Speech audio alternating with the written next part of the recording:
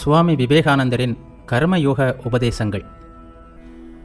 ஒவ்வொரு ஆணும் தன் மனைவியை தவிர மற்ற பெண்களை தாயாகவோ மகளாகவோ சகோதரியாகவோ நினைக்க வேண்டும்.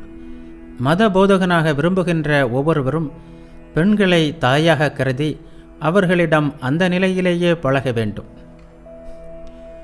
உலகில் தாயின் இடம் மிகவும் உயர்ந்தது.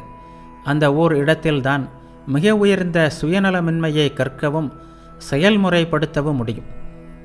தாயன்பை விட மேலான அன்பு ஒன்று இருக்க முடியுமானால் அது இறையன்பு மட்டுமே.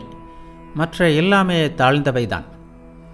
முதலில் பிள்ளைகளை பற்றி நினைப்பதும் அதன் பிறகே தன்னை பற்றி நினைப்பதும் ஒரு தாயின் கடமையாகிறது. அப்படி இல்லாமல் எந்த பெற்றோராவது தங்களையே முதலில் நினைப்பார்களானால் அந்த பெற்றோருக்கும் பிள்ளைகளுக்கும் அமைகின்ற உறவு பறவைகளுக்கும் அதன் குஞ்சுகளுக்கும் இடையிலுள்ள, அதாவது சிறகு முளைத்ததும் பெற்றோரை மறந்துவிடுகின்ற உறவாகவே அமையும். பெண்களையெல்லாம் இறைவனுடைய தாய்மையின் பிரதிநிதிகளாக நினைக்கும் ஆண்மகன் உண்மையில் பேறு பெற்றவன். ஆண்களையெல்லாம் பெண்களின் தந்தை குணத்தின் பிரதிநிதிகளாக காணும் பெண் உண்மையில் பேறு பெற்றவள்.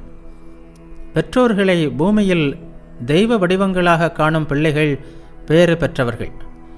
நாம் உயிர்வடைவதற்குரிய ஒரே வழி நம் முன் இருக்கும் கடமைகளை செய்வதாகும்.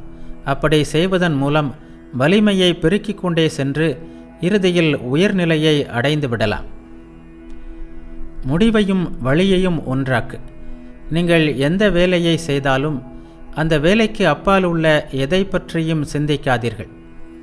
அந்த வேலையை ஒரு வழிபாடாக, மிக உயர்ந்த வழிபாடாக அந்த நேரத்திற்கு உங்கள் வாழ்க்கை முழுவதையும் அதில் செலுத்தி செய்யுங்கள். வாழ்க்கையில் எந்த நிலையிலுள்ள கடமைகளை செய்தாலும் பலனில் பற்றில்லாமல் செய்தால் அது நம்மை ஆன்ம அனுபூதி என்னும் நிலைக்கு நிச்சயம் அழைத்து செல்லும்.